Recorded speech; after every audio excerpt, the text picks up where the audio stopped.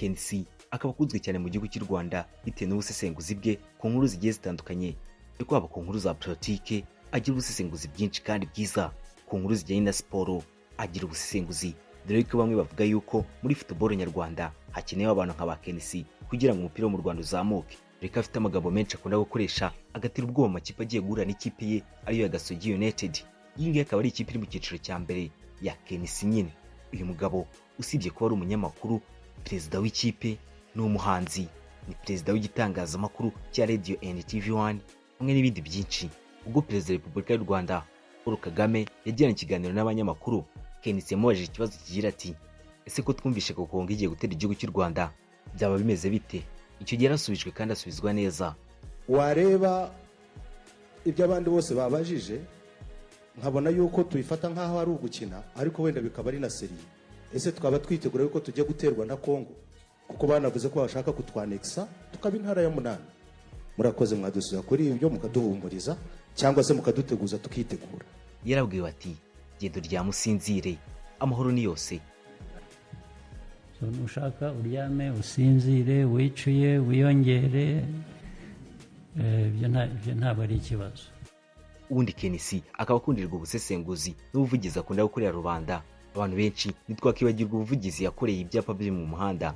Icyo gihe icyapa cya 40 cyari cyarabaye icyapa cya 40, aho umuntu yarenzaga umuvuduko wa 40 mu isaha akaba yakandikirwa. Usibye n'ibyo ngibyo, kamera zo mu muhanda zari nyinshi. Ese ubundi uyu mugabo ni muntu ki? Reko yahinze amafaranga kuva kera akiri umunyeshuri kugeza n'ubu ngubu agihiga amafaranga, ahigira henshi cyane agiye atandukanye. Mu guhiga amafaranga kwe agenda anakorera ubuvugizi abantu benshi bagiye batandukanye. Ubundi Kensi ninde? Guturuka kuri Flash FM ajya gushinga Radio RTV1. Ese inganzo ya Kensi yaba yararangiriye he? Dore ko uyu mugabo yabaye umuhanzi kandi ukomeye cyane, aho yaririmbye indirimbo nyinshi zigiye zitandukanye. Usibye no kuririmba, afite indirimbo nyinshi yagiye akorana n'abahanzi bagiye bakomeye mu gihugu cy'u Rwanda. Ntitwakibagirwa indirimbo yakoranye n'umuhanzi Aline Sano. Ese kaherutse kwivugira yuko umuziki wo mu Rwanda umaje kwandura, aturimo umwanda mwinshi, abahanzi b'iki gihe ntabwo bazi kuririmba, agiye kwigarukira. Yaragarutse. Ese bimeze gute? We icyo nakwisabira ni gukora subscribe niba utarakora subscribe. Nawe amaje gukora subscribe ndagushimiye. Naho ngiye mugiye kubana muri iki kiganiro ni Emmy. Bayi ikaze muri iki kiganiro.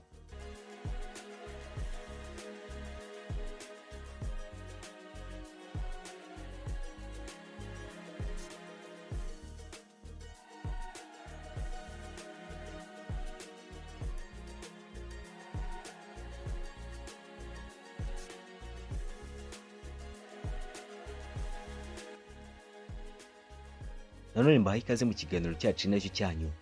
Umunyamakuru Kensi ukunda kwiyongera akazina k'imfura y'iwacu, abaturage bamusabye ko yajya mu nteko nshinga amategeko ubwo ikibazo cy'ibyapa cyari kirabaye ikibazo cy'ibyapa. Zamagara umuvugizi wa polisi uriwe SP John Bosco Kabera. Icyo gihe hari mu kiganiro cyari rarashe, yamubajije ibibazo bikomeye cyane byari byerekeye kuri ingingo y'ibyapa. Icyo gihe umuvugizi wa polisi yabuze ibintu asubiza, maze ntiyagira ibintu yumvikana na Kensi mu kiganiro. Akiri cyakurikiyeho usibye kwita kupa Kensi murarwanya afande reka kuva ngo turarwanya itegeko utanatwangisha n'abaturage. Ntabwo turi mu kurwanya itegeko kandi afande reka twumvikane. Ntabwo byaje kurangirira aha, ntibyatinze iki kibazo cyaje kuhita gikemuka, maze abaturage bamukundira uburyo bakora ubuvugizi. Ubu ni Kensi turi kubabwira, umugabo musanzwe wituriye mu mujyi wa Kigali mu karere ka Gasabo mu murenge wa Ndera ahazwi nk'Gasogi. Kensi akaba umwe mu bantu bakunda hari Gasogi cyane, reko yaje no gushinga ikipe ayita Gasogi United. Ikipe akaba akunda kwita Urubambigwe cyangwa se Les Hommes Integres. Ikipe abantu benshi bazayumva mu itangazamakuru, dore ko ari ikipe ikunda kuvugwa mu itangazamakuru bitewe na Kensi, amagambo akunda gukoresha akanga diveriseri ndetse n'andi makipe agiye guhura nayo. Akaba akunda gukoresha amagambo atandukanye. Urugero, nk'igihe agiye kugura umukinnyi azavuga atagiye kumanura ingweba, cyangwa se niwumva umutingito Kigali uzamenye ko ari igifaru Gasogi United imanuye. Igihe bavuga yuko ari umukinnyi mushyashya azabazanye, cyangwa se yabagiye guhura n'ikipe ikomeye, mu magambo yo gutera iyo kipe ubwoba akavuga ati hazabaho imibundana ikomeye cyane. Iri jambo kubundana rikaba ryaraturutse mu ntambara yo mu 23 iri gurwana n'igihugu cya Kongo. Akaba ari ijambo ryakunze gukoreshwa n'abasirikare b'iki gihugu. Kensi ukunda akunze bikaba bigaragara mu kiganiro yarashe akunda gukorana na mugenzi we Gilbert Mutabaruka ukunda kwita Angel Bell. Bakaba bakora ikiganiro rirarashe akaba ari ikiganiro gikunzwe cyane mu gihugu cy'u Rwanda bitewe n'ubuhanga buba burimo, dore ko kino kiganiro kiba kiri mu buhanga bukomeye cyane usesenguza utasanga ahandi, ndetse n'impaka nyinshi cyane ziba ziri muri iki kiganiro, dore ko umunyamakuru Gilbert Mutabaruka ukorana na Kenisi ari umwe mu banyamakuru muri iki gihugu cy'u Rwanda bagira impaka nyinshi cyane, mbese bamwe utapfa gutsinda mugiye mu mpaka. Abantu benshi ntibamwibagirwa bitewe n'impaka umunsi umwe yigeze kugira we na mugenzi we Kenisi, aho bajyaga impaka ku ntambara iri kubera muri Israel na Palestine. Icyo gihe Kenisi yavugaga yuko abemera Kristo bose ari Abisirayeli, maze Gilbert Mutabaruka aburanya Kenisi binarangira murabyivu, banahamagara kuri radiyo n'abarababuranya maze arabatsinda. Maze umusore umwe arahamagara ari Kirehe ati ngende Umwisirayeli, maze Gilbert Mutabaruka aramubaza ati uherereye hehe? Ati mperereye Kirehe. Wavukiye hehe? Ati navukiye Kirehe. Maze Mutabaruka ahita amubwira ati wowe uri Umunyakirehe ntabwo uri Umwisirayeli. Ako kantu kazava mu mitwe y'abantu bakunda gukurikira iki kiganiro, dore ko abasitari batangiye kugakoresha. Umusitari umwe wahise ugakoresha ni Rocky, se ajya ku rubuga rwe rwa Instagram arandika ati nanjye ndi Umwisirayeli wo mu Gasyata. Kenisi turi kubabwira usibye ko ari umunyamakuru, ni umuhanzi, ni umuririmbyi, ni umukinnyi w'amakinamico akanayandika, akaba ari n'umuhanga mu kwamamaza, akaba ari n'umuhanga mu gutegura no kuyobora ibitaramo. Usibye n'ibyo ngibyo ni umuyobozi, ariko ibyo byose abifatanya no gushora imari ahantu hagiye hatandukanye. Wabyumvishe neza koko Kenisi ni umushabitsi nk'uko akunda kubyivugira. Uyu mugabo turi kukubwira yafatanyije imirimo igera kuri 5 yose, akazajya yihuza no kwiga, aho yavaga ku ishuri afite ahantu hatanu hose agomba gukora, kandi hose akahakora akazi kakagenda neza. Kenisi bitewe n'ukuntu yahize cyane iyo ari kwivuga ajya akunda gukoresha izina rya Hasra. Ingiri akaba ari izina ahuriye na perezida w'igihugu cya Kenya ariwe William Ruto, yabaye umutigisi cyane bikaza no kurangira abaye perezida. Kenisi turi kubabwira ubu ngubu ufite amazina ya Gakurisa Nkuriza Charles, nyamara byari gushoboka yuko uyu mugabo utari kumenya ku izina rya Kenisi, dore ko iri zina avuga yuko yatangiye kuryitwa vuba. Ati kira cyane kiri umwana mutoya, mbese akiri umujene, yitwaga izina rya Golden Boy. Icyo gihe yarirebaga akibonamo agahungu kamwe k'agasore kamwe gakura cyane kazavamo zahabu y'ejo hazaza. Byaje no kumuhira, dore ko ari umwe mu bantu bakoresheje ubuto bwabo neza. Ubu ngubu ni urugero rwiza rw'umuntu wakoresheje ubusore bwe neza, ubu ngubu uri gusarura imbuto zabwo, dore ko guturuka kera cyane kiri umunyeshuri aho yateguraga ibitaramo, akava muri ibyo ngibyo bikarangira yinjiye mu buhanzi, aho yabaye umuhanzi ukomeye cyane, agakora indirimbo kandi zikanamenyekana. Ibyo ngibyo nabyo akabivamo akerekeza mu gushinga studio itunganya umuziki. Ibyo ngibyo nabyo yabikoze imyaka itari mikeya, akaza kubivamo akerekeza mu mwuga w'itangazamakuru, nawe akaza kuwuvamo akerekeza mu gushinga itangazamakuru aricyo cya Radio and TV1, akaba ari igitangazamakuru gikomeye cyane muri iki gihugu cy'u Rwanda. Usibye n'ibyo ngibyo, ubu ngubu ni perezida w'ikipe ya Gasogi United, ikipe ikunzwe cyane muri iki gihugu cy'u Rwanda, ikaba inakomeye, dore ko iyo ugiye mu kabati k'iyi kipe usangamo igikombe imaze kwibikaho kandi imaze imyaka mike cyane muri iki gihugu cy'u Rwanda ishinzwe. Ubu ngubu ni Kenisi turi kubabwira. Ubundi uzumva hanini bari kuvuga kuri Kenisi, umugabo witwa Nyagatare, ngo bafatanyije gushinga Radio and TV1, maze Kenisi aza kurangira uyu mugabo amuriganyije, maze uyu mugabo ajyana Kenisi mu nkiko, biza kurangira Kenisi atsinze uyu mugabo. Byose bivuga kuri Kenisi bikaba bigaragara ko nta gihamya bifite. Kenisi nk'uko bigaragara, igitangazamakuru cya Radio and TV1 ni icye niwe wagishinze, dore ko ari nabigeze kuvuga yuko ari umuzungu wagishinze, maze uwo muzungu agiye hanze agisigira Kenisi. Ugarutse mu gihugu cy'u Rwanda aje asanga Kenisi yakibarujeho kari kiri mu mazina ye, maze uwo muzungu ababuza inama n'ibyuma asubira i Buraya shyo. Ariko ibyo ngibyo nta gihamya bifite. Kenisi ikigaragara cyo yaratigise, yarahize kugira ngo agere kuri biriya, mbese buri makeya yarabiharaniye.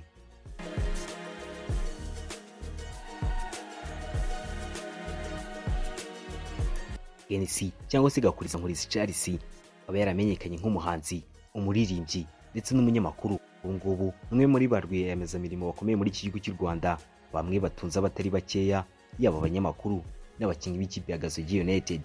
Uyu nguyu akaba ari umugabo ukunda kuganira cyane ndetse no kuvuga ibintu kandi atabicaye ku ruhande. Se ubundi uyu mugabo yatangiye ryari, ubwana bwe n'ibiki byamubayeho, se ari umujene, byari bimeze bite? Reka twifashishe ikinyamakuru cy'igihe cyaganiriye n'uyu mugabo mu mwaka wa 2015, maze baganira byinshi byerekeye ku buzima bwe. Umugabo turi kubabwira Kenisi mu mwaka wa 2000 ubwo yigaga muri lycée de Kigali, yashinze ihuriro ry'abahanzi ndetse n'abaririmbyi aryita The Afraid.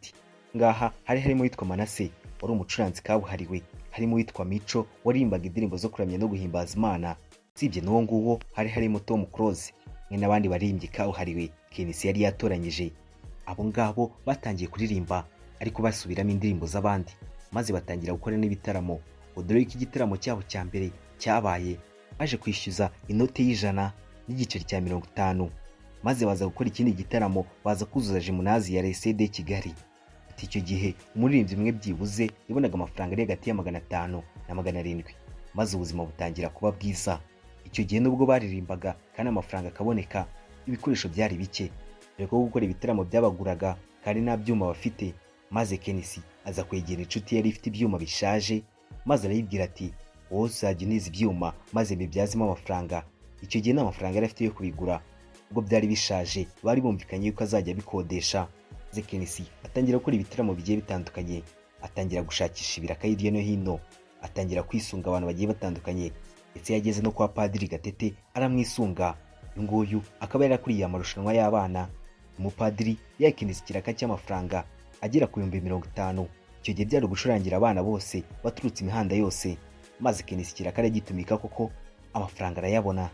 Kenisi akaba akomeza avuga yuko icyo gihe yaracuranze cyane, atabantu yabahasi imiziki barayumva cyane, kora ibitaramo bigiye bitandukanye. Atari ku bitaramo bye abana binjiraga ubuntu. Ati byaje kugira mu mwaka wa 2002 ubwo Kenisi yasozaga amashuri yisumbuye amaje kubika miliyoni zigera kuri 2 zose z'amafaranga y'u Rwanda. Umva nawe uyu mugabo wasoje segonderi afite miliyoni zigera kuri 2 zose, uyu mugabo nasanzwe. Kenisi agisoza amashuri yisumbuye yese ajya mu gihugu cya Uganda ajya gutyaza ubwenge bijyanye no kuyobora ibiganiro, ariko icyo gihe ajya mu gihugu cya Uganda yari yishyuriye. Kimara kuvayo ageze mu gihugu cy'u Rwanda atangira gutegura amakinamico na filime zigiye zitandukanye, atangira kuzandika, ageze akazihereza abakinnyi maze bakazikina. Icyo gihe hereye kwitwaga Indyankurye yari irimo Dogiteri Runiga. Ngiye yanditse ashingiye ku nkuru yamubayeho, aho umwana w'umukobwa yagiye kwa muganga. Akigera kwa muganga abwira muganga ukuntu arwaye, maze muganga atangira gukabakaba umwana w'umukobwa. Iyo ngiyo niyo yahereyeho kuko niyo yarazi yarimo ubuhamya bwabayeho. Ubundi kugira ngo Kenisi ajye mu itangazamakuru bijya gutangira hari muri Nzeri mwaka wa 2004. Ubundi Kenisi yari yiteguye igitaramo cyari cyabereye mu mujyi wa Kigali, yahuriyeyo na Manzi Louis hamwe na Kabera, maze bagirana ibiganiro byari byerekeje mu gufungura radio. Ibiganiro baje kugirana byaje kuvamo Radio Flash FM, maze babigenze gutyo Kenisi yisanga yinje mu mwuga w'itangazamakuru. Ubwo Kenisi yari umunyamakuru kuri Flash FM, yabonye abashoramari bari bafite gahunda yo gufungura radio nshyashya ariyo City Radio. Icyo gihe Kenisi yavuganye nabo maze bahita bamuhereza akazi. Icyo gihe Kenisi ntabwo yigeze asezera kuri bagenzi be, yase ajya kuri City Radio, aho uwo muntu yari yamuhaye ikiraka cyo gutegura abanyamakuru bagenzi be no kubafasha kumenyereza iyo radio. Maze Kenisi abagiye kuri City Radio. Akimara kugerayo yabaye umunyamakuru waho, ariko ntiyaje kuyatinda, dore ko babanje kumuha avance y'umushahara ugera ku mezi 6. Maze Kenisi arareba aza gusanga abantu benshi bari kubyaza umusaruro ubwenge bwe, ndafata umwanzuro wo kubyaza umusaruro ubwenge bwe. Bijya gutangira yise ashinga studio ya A to Z, ariko icyo gihe nta bikoresho yari afite. Yagiye ku muntu wa mbere amwaka computer, ajya ku wa kabiri amwaka bigiseri, arangije studio yishinga gutyo. Ntibyaje gutinda yaje kubona ikiraga cyo kwigisha Adobe. Icyo kiraka agikuramo miliyoni 3,700,000. Ayo mafaranga yashoye muri za studio yishyura n'ibikoresho bigiye bitandukanye. Ye Kenisi wari ukiri umunyamakuru kuri City Radio yabwiye bagenzi be bakoranaga kwifuza gushinga igitangazamakuru cye, maze baramuseka cyane, maze arabihorera. Umunsi umwe abajyana ahantu baricara abereka umushinga afite, maze baramuseka cyane. Zarababwira ati ngo ni mwinywere maze ngiye munyihorere. Icyo gihe yaje kubona umushinga waterwaga intunga n'ikiga cy'Abanyanorvege. Umushinga wari ugamije guteza imbere abaturage, maze Kenisi abageza igitekerezo cye cyo gukwirakwiza umuriro w'amashanyarazi ukomoka ku mirasire y'izuba hirya no hino mu byaro bigiye bitandukanye. Icyo gihe Kenisi yaje kubona amafaranga bitewe n'isoko yahise abona ryo kubagemurira ibikoresho ndetse n'amagare azajya yifashishwa n'abakangurambaga b'uwo mushinga. Icyo gihe Kenisi yavuze yuko n'amafaranga yagije yari afite yo kujya kubizana mu Bushinwa, ubwo yagiye mu Bugande ahari umukire ukomeye cyane. Zo mugabo akazajya bikura mu Bushinwa, no Kenisi akabikura mu Bugande abizana mu gihugu cy'u Rwanda, maze akazajya akomeza ashabika. Kenisi wari umuhizi cyane, byaje gutuma mu mwaka wa 2012 shinga Radio 1. Icyo gihe yari iciriritse cyane, dore yuko yakoreraga iwe mu cyumba. Icyo gihe ntabwo yari izwi kandi nta nubwo yari ifite ibyangombwa byose, mu mwaka w'2013 nibwo yaje kumenyekana kandi ibona n'ibyangombwa.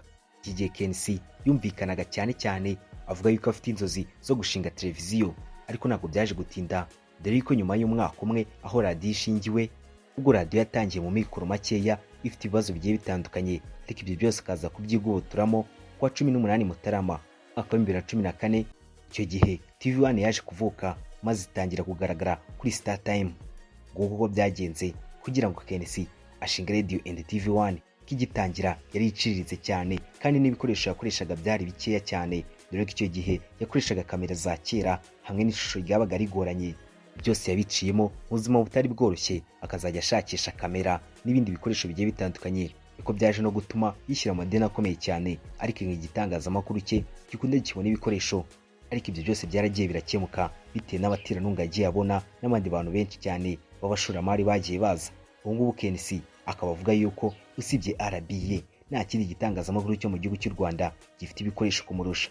Kensi yakomeje gukora, akomeza gushora imari ahantu hagiye hatandukanye. Mu mwaka wa 2016 aza gushinga ikipe y'umupira w'amaguru ayita Gasogi United.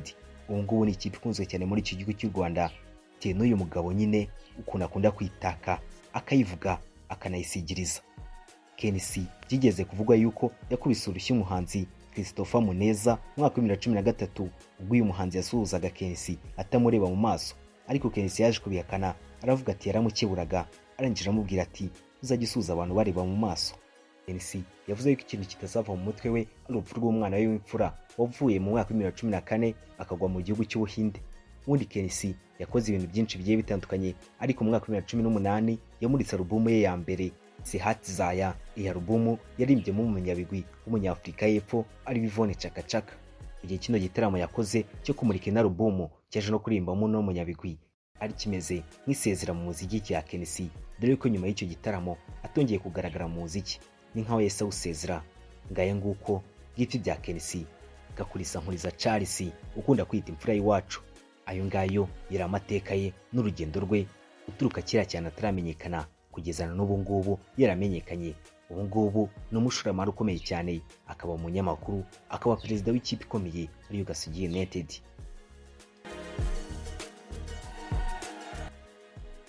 Reka nshimire wowe twari turi kumwe muri iki kiganiro, nsaba nawe turakora subscribe, gukora subscribe nawe umaze gukora subscribe ndagushimiye. Naho ubutaha, Imana ibarinde.